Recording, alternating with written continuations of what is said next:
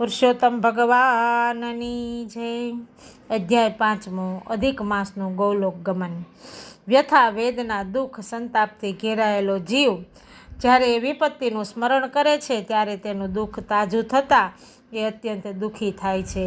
શોકાતુર મળમાસ મૂર્છા ખાય અને ઢળી પડેલો જોઈ અધમ ઉદાહરણ ભગવાન વિષ્ણુએ એના પર દયા કરવા પોતાના વાહન ગરુડને આજ્ઞા કરી।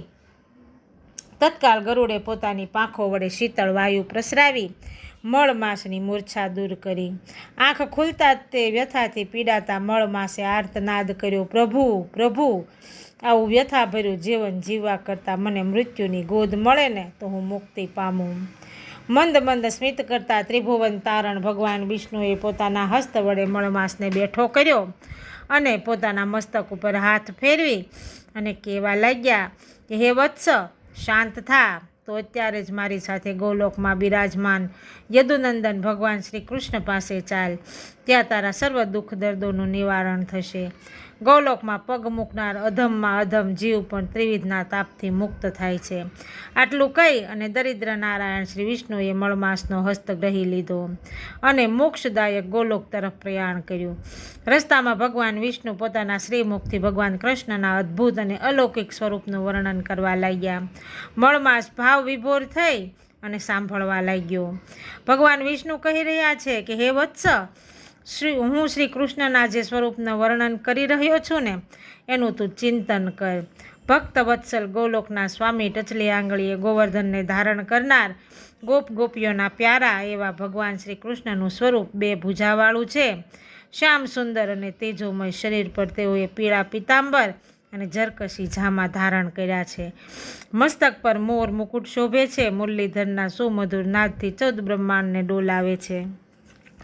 મૂલ્યવાન આભૂષણોથી સજ્જ થયેલા અને કેસર ચંદન કસ્તુરી આદિ સુવાસિત દ્રવ્યોનું લેપન કરનાર મનમોહક પ્રભુ શ્રી કૃષ્ણ સુવર્ણના રત્નજડિત સિંહાસન પર બિરાજે છે।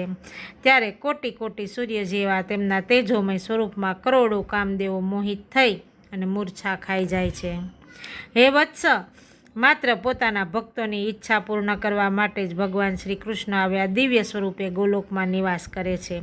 એમની પોતાની તો કોઈ ઈચ્છા જ નથી, એટલા માટે તો વેદો, શાસ્ત્રો, ઉપનિષદો અને યોગી પુરુષો પણ એમને પૂર્ણ કામ કહે છે।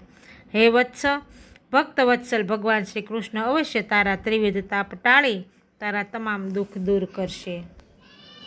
આમ મળમાસનો હસ્ત ગ્રહી અને ચાલતા શ્રી વિષ્ણુએ ગોલોકધામની દિવ્યતાનું વર્ણન કરતાં કરતાં દિવ્ય પ્રકાશ ફેલાવતા કરોડો યોજન વિસ્તારના ઉત્તમ રત્નજડિત રાજમાર્ગોથી શોભતા અને વૈકુંઠ લોકથી 50 કરોડ યોજન દૂર એવા શિવલોક તથા બ્રહ્મલોકથી પણ ઉપર એવા પુણ્યભૂમિ ગોલોકમાં આવી પહોંચ્યા।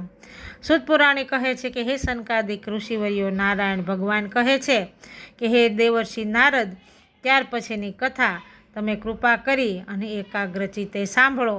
આપણે ત્યાર પછીની કથા 6થા અધ્યાયમાં સાંભળશું। બોલો પુરુષોત્તમ ભગવાનની જય।